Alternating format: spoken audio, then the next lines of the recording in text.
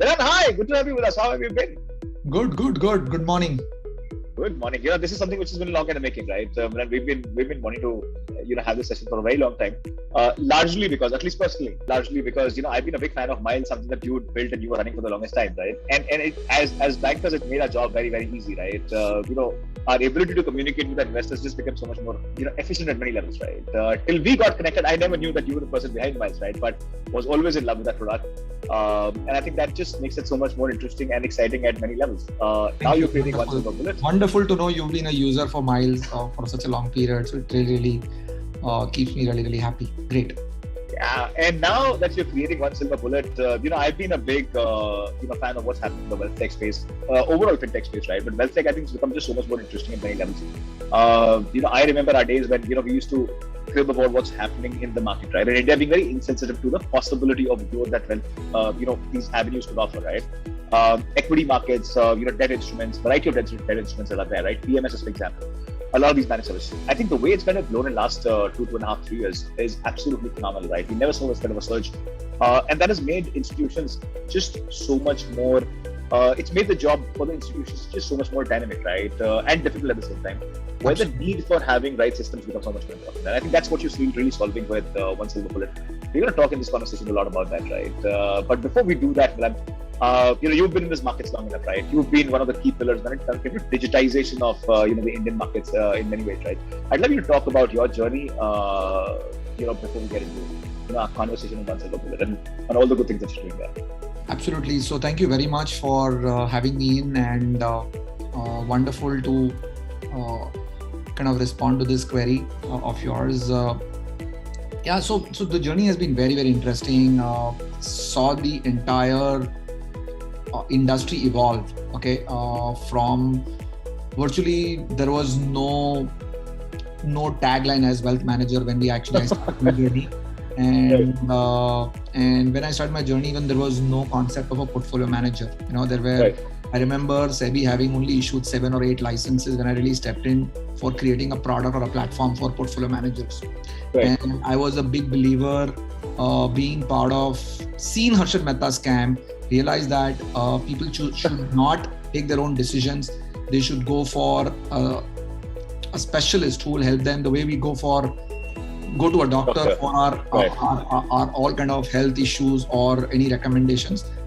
Similarly for wealth, I think the best thing is to go to a right advisor, and they could really solve your financial problems, and which is where I think is where I could see a great future. Although I thought I may not be good at advising wealth, and I didn't understand how to really advise that. But I said, can I really create tools which will enable this industry? And which is where, so I had a huge belief in the growth of this industry, and which is what it is doing. And I personally feel we still scratch the surface. It's a long way to go. And the good part is people were not willing to pay earlier fees, now which they are now willing to pay fees for the services which they are taking from the advisor, which I'd actually foreseen quite a few years back. So now it's very interesting, and the product complexity which has come in, global investing has opened up. I think it's a very different place what I saw 20 years back and what I'm seeing right now. We're in a very different world. The only instrument I remember earlier was a fixed deposit, whether it was a deposit or a company fixed deposit. That was the only mode of investments. And at the best, you would go and invest into some government postal schemes. Mutual funds didn't exist.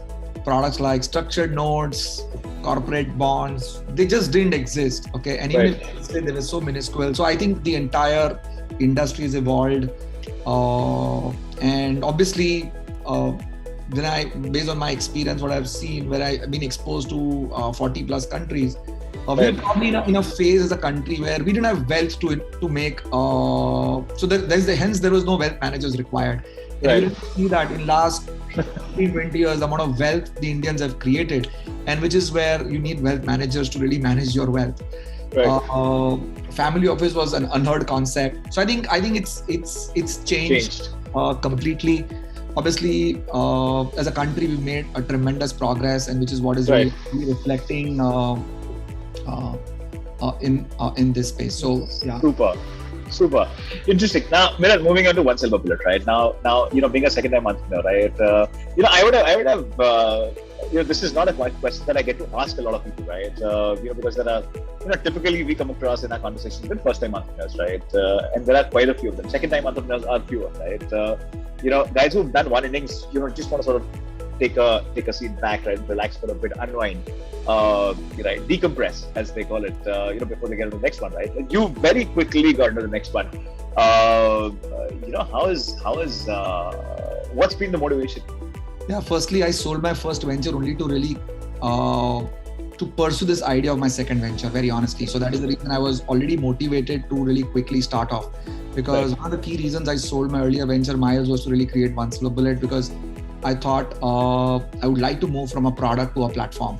And so I was pretty excited to start this.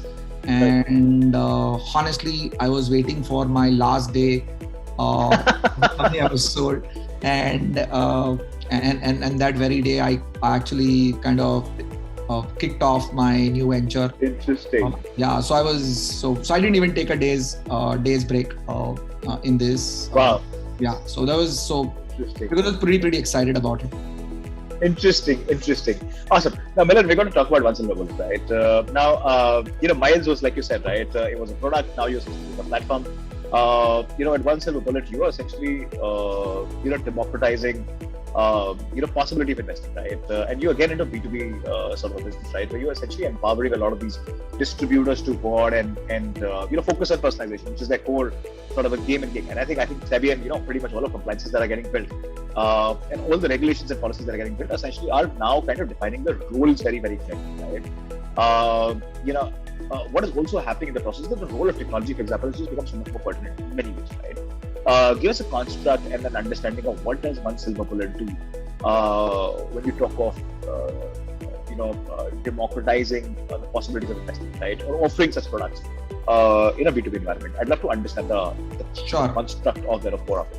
Sure. So, as you're aware, India has become more wealthy. We've moved towards more in products which we look to invest into, and unfortunately these products are you make an investment in these products usually through a manual process, or a physical process which is extremely cumbersome, and that's one side.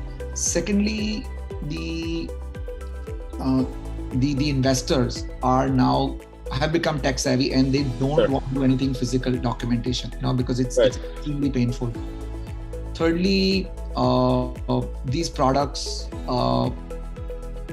even the distributors are not looking to go into iterative process, because they lose a customer or they lose revenue because the onboarding or execution takes quite a bit amount of time.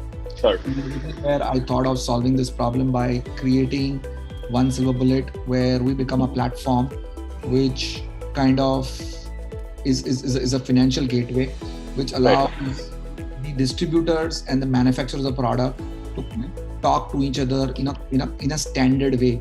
So some of the use cases we've seen, example is whether it's a SWIFT or a UPI, which is what really made a huge difference in terms of how your cross-border payments were happening, because of the SWIFT network.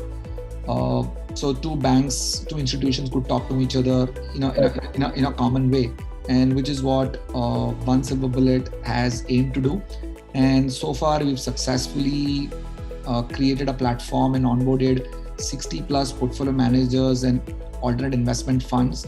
Interesting. We've gone live since last 1 quarter, and we've seen volumes in the north of 3,500 crores already executed on our platform. Wow. So that really talks about the power or the willingness to go digital, even in a high value transaction. See, this is very interesting, because we started with portfolio management and AI apps. These are high ticket value transactions. So there was a preconceived notion that an HNI or a UHNI is not willing to click. In fact, he's more willing to click a button rather than sign some 100 pages, right? and it's very annoying. Here he's traveling to do Right. things on his mobile phone, and it really takes away huge amount of pressure from him. And Right. Obviously, pandemic has made the HNIs or UHNIs do certain things digitally, and which is what it really helps.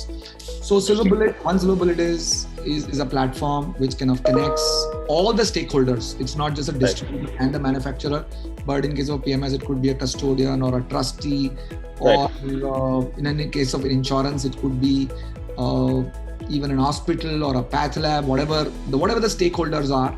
Right. All stakeholders are actually on 1SilverBullet platform, speaking a common language to making sure that their communication is fully digitized. Right. So we believe we are creating a UPI for investments and insurance. So which is to enable these products to get, I would say, digitally democratized.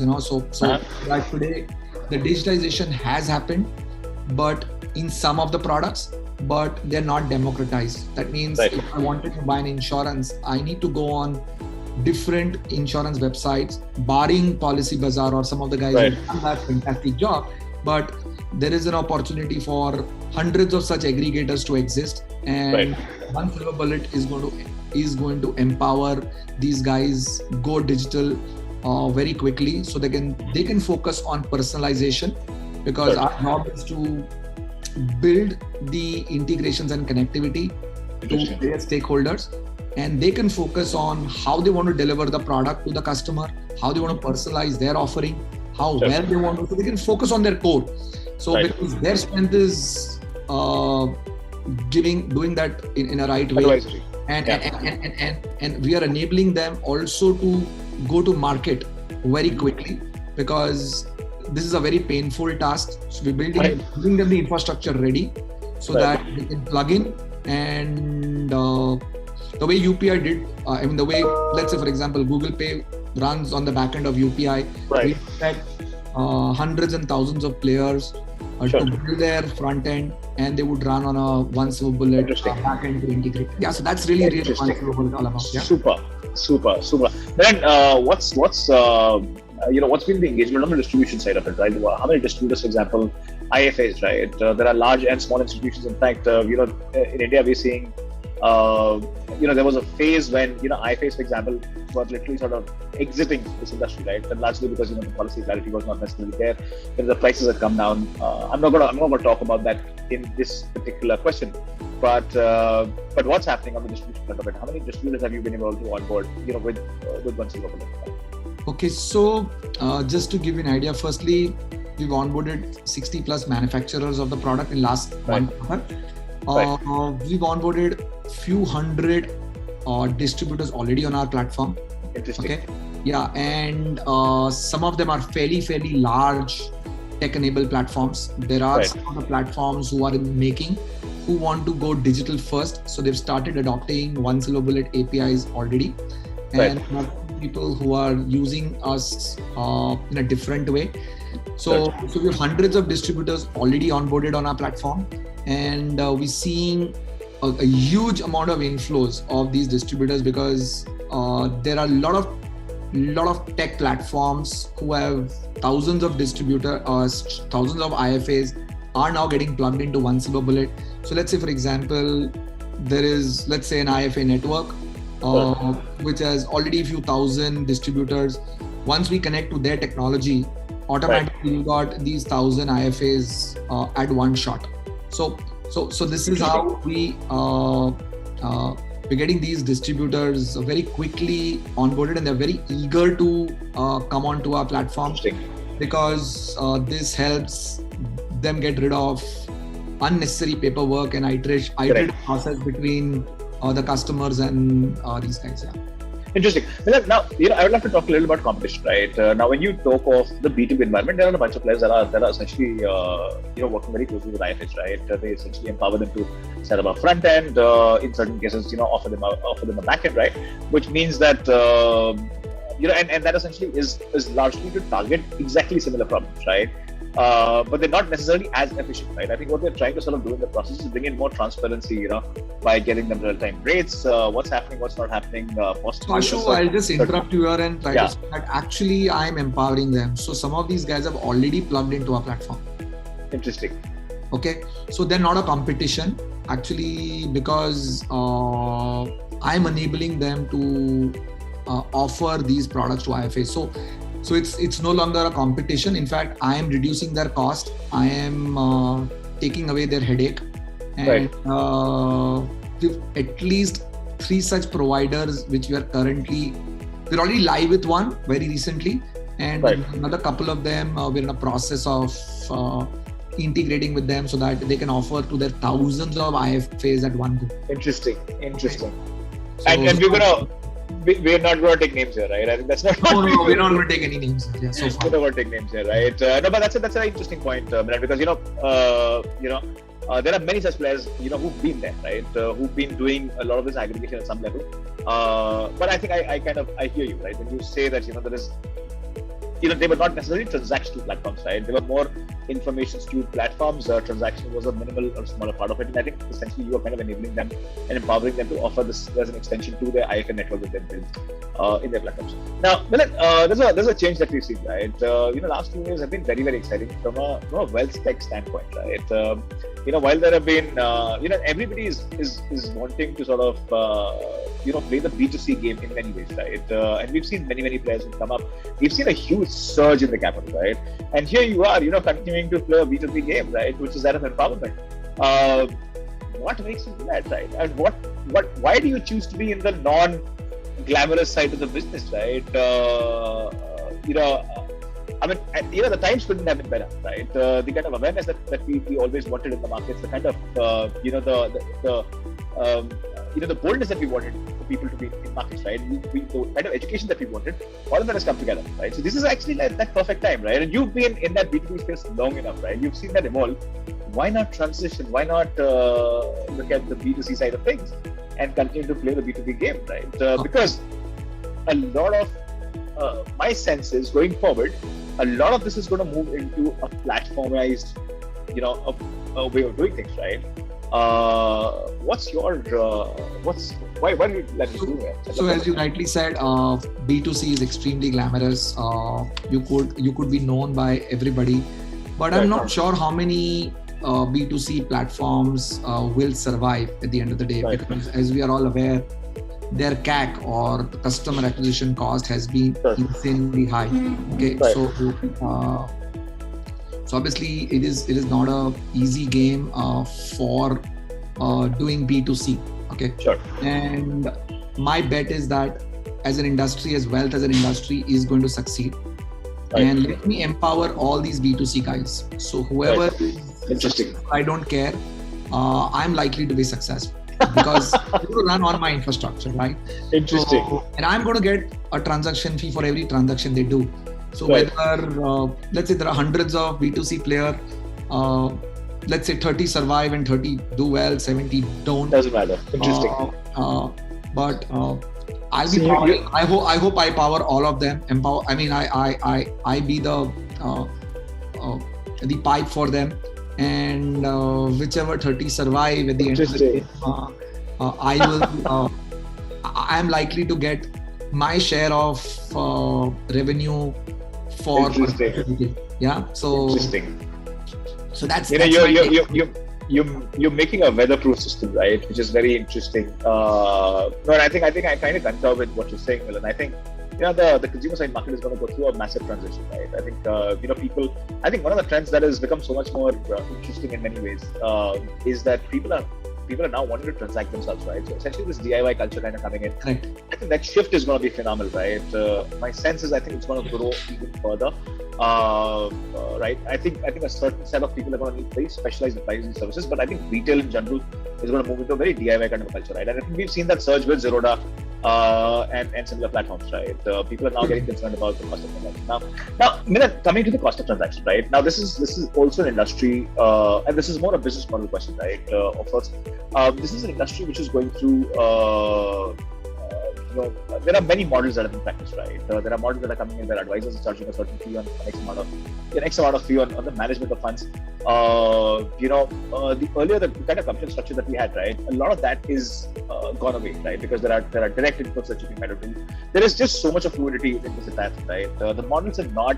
While there's excitement, there's a surge in volumes. The number of participants participants increased. The revenue model is not necessarily very consistent, right? In your case, how does that work? Are you, when you are empowering a lot of these IFAs, intermediaries in the middle who are providing this information, solving the information piece, are you charging them? Are you charging the manufacturer? What's happening on that front? I'd love to understand.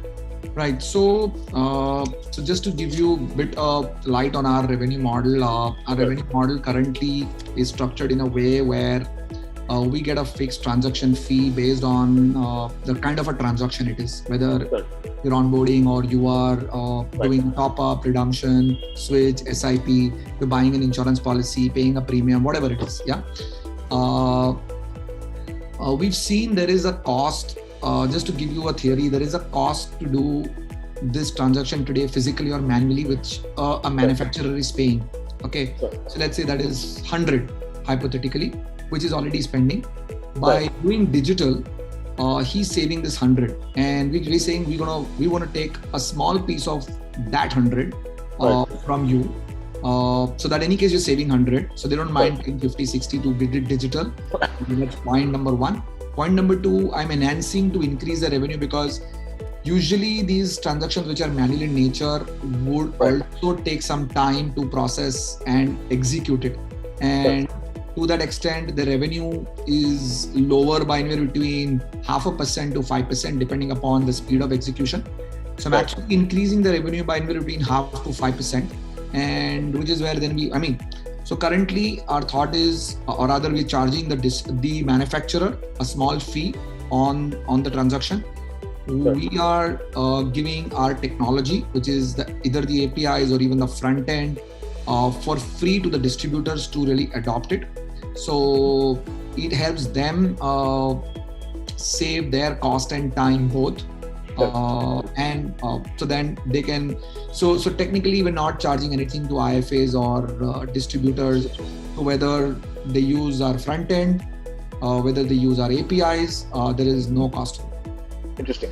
Milan, now, I think when you talk about any startup, when you talk about technology startup, I think what becomes very important, right? And especially when you are in a venture ecosystem, right? I want to talk a little about this, right? Now, you are essentially, aligning and aggregating many of these, you kind of providing this integration, right, as a one-stop shop to many of these distributors, right, that are out there. Now, when you look at a D2C model or a B2C model, right, when it comes to say, tech, management, right, and especially tech-driven models, the mode becomes personalization, right?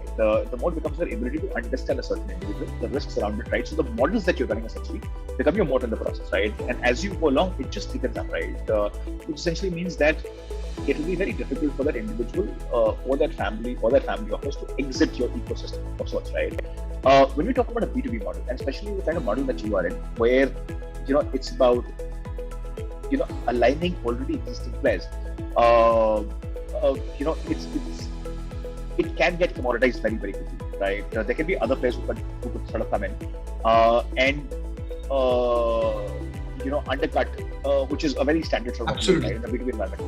How are you? What's your thought on that, right? I mean, how are you hedging yourself against any such movement?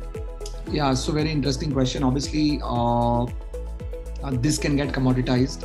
End of the day, the product or the platform needs to speak in terms of its stability and ability to kind of deliver innovation out there. So our constant view of bringing in unique products or unique kind of transaction types on this platform. So we've evolved few things on investment side already. We're working on those so that we're just not providing the integrations, but kind of creating product innovation, which these distributors can then deliver it to their possible clients. So it's bringing in features to the product which didn't exist today. Okay, so that's one. Secondly, on some products we are creating exclusive products on our platform. so that some of the products would be available, whether it is a insurance policy or so on, will be only be available on our network. So that because there is so it is just not because we're creating finally a network of several players, and to ensure that the network is does its job is obviously to provide a great super technology piece which is super stable and bring innovation for them. So that's really the objective. And second piece is we're just not doing this job for the business, we're also enabling the tech guys of these firms to roll out any product. Okay, so let's say for example somebody's using my investment gateway and he's used our APIs for PMS hypothetically, and he wants to roll out a corporate fixed deposit, okay, or a corporate bond or a market linked debenture. So the way that we build the technology is that they will be able to kind of roll this out in matter of days time. They should not be spending time writing code. So we're kind of enabling so much of ease to these guys, because so that's where our focus has been. First is ease, stability, and innovation. So these are all the three pillars which 1SilverBullet is working on. So, and obviously we need to be, I'm sure there could be competition who could also be looking to do similar things. But we believe that with the kind of people we have housed within 1SilverBullet, have the zest to kind of constantly innovate, and hopefully we will always be miles ahead than them. So that's really so I think and also that, I mean, we've been able to very quickly build a network so far. Let's say on the investment side, within a span of first 3 months, we've already got 60 manufacturers and hundreds of distributors already on our platform. So so we believe that we're probably the first guy with the fastest we do it. We will have that edge over others, because people would have built around us, so it may not be very easy for them to replace us. But super. Milan, there's one very interesting thing that is also happening, right? And I think last 2 years have largely been responsible. COVID has largely been responsible, right? And that is, we kind of, I had alluded to it in an earlier point, right? But that's largely that the innovation is gone, right? We're today trying and testing and experimenting with a lot of newer products, right? Do you think at some point in time, like when we talk of traditional ecosystem, right, a traditional distribution system, this is a distribution system which has largely been optimized for, just about very, very few instruments, right? You essentially have your mutual funds, you have your PMSs, you have some possible private equity placements, you have AIFs, you have a bunch of debt products, and that's largely that, right? You can actually count a lot of them, the type of products, right, on your fingertips. What we are seeing is a very, very different ecosystem that's kind of evolved, right? Today we're looking at fixed income products of a very different kind of, very different structures that are coming in.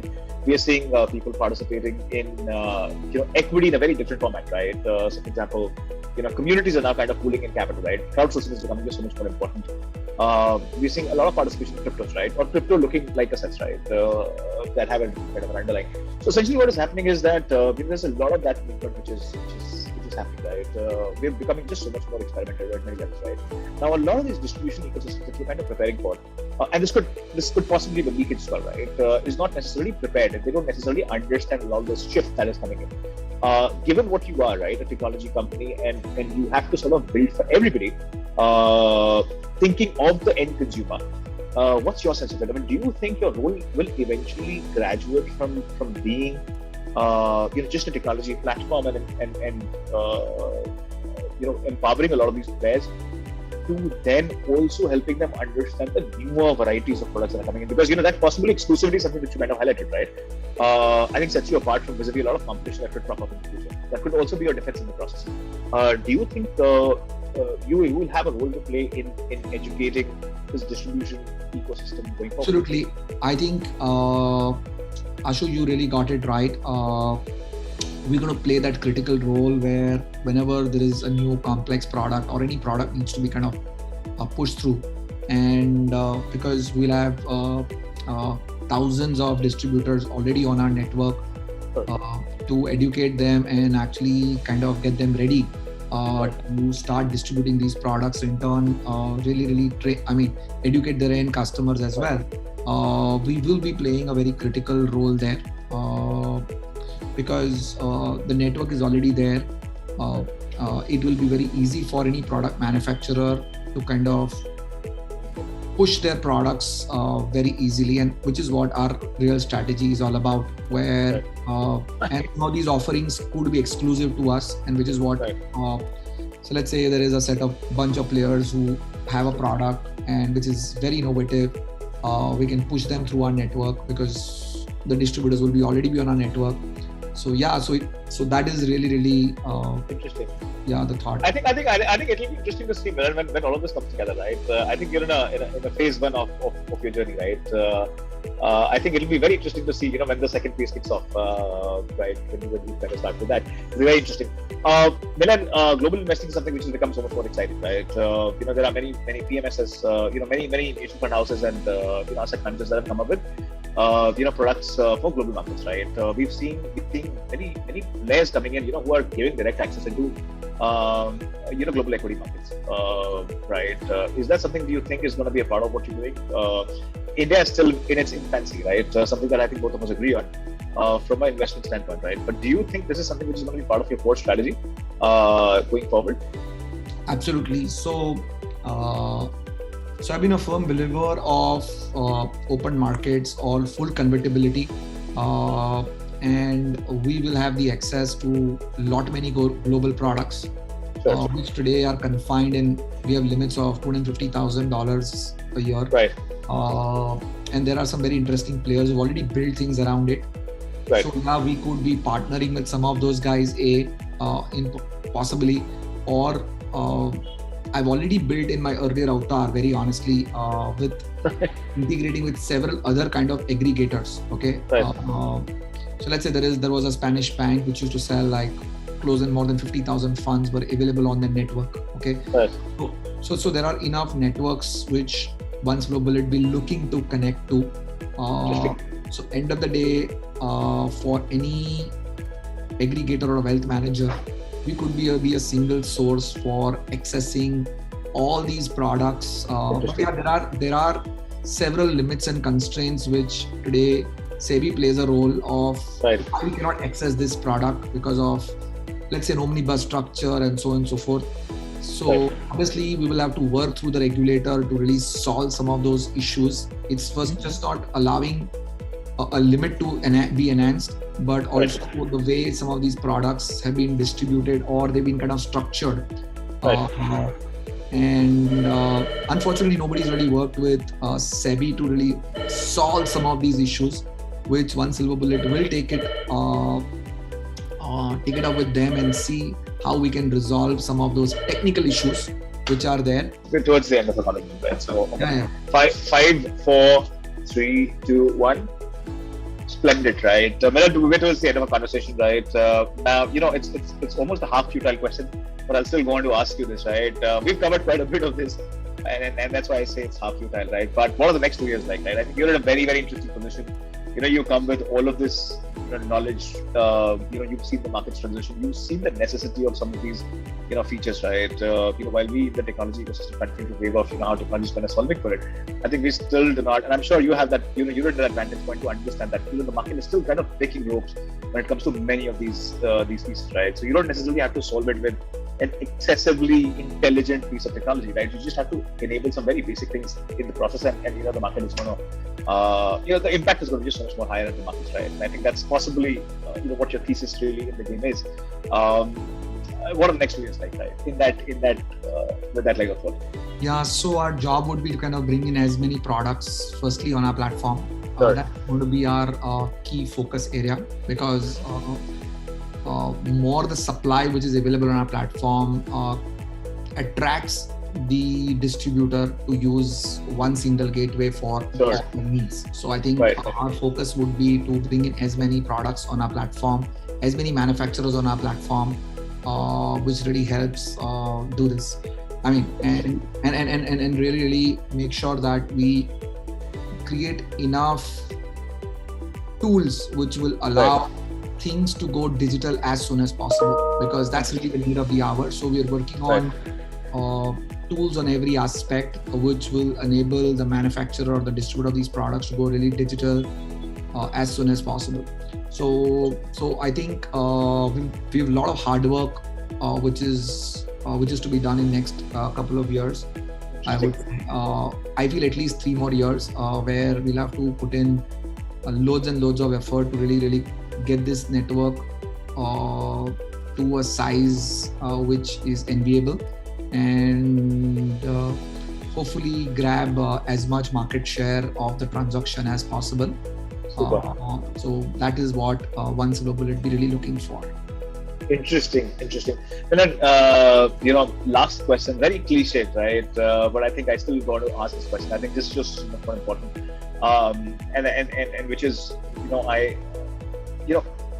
any advice, suggestions that you would want to give out to, and there are many founders, right? There are many people on the fence, right, who continue to think, they want to cross over. There are many founders like yourself, right, who are doing something, who are building something, and have a better idea. For some reason, are not able to sort of cross over, right? If you were to give out that advice, suggestion, what would that be? Honestly, I cannot give an advice, but I'll probably share a suggestion. my views on this or suggestion. Right. Really, I think very important is to believe in your idea, okay, and just back it up. And I'm sure all of you, whoever has this idea, or just don't look at idea is not everything. I think how well you execute is going to be the key factor to it, because ideas can be copied. It's a very easy thing. Once you're out in the market, your idea is open, right? You cannot. How well you keep executing this is going to be is the key thing. So I think focusing on execution is important. Rest will, if you see some of the examples, I've just kind of learned few things from some of these global giants, whether it was Google or WhatsApp. Let's take an example of WhatsApp.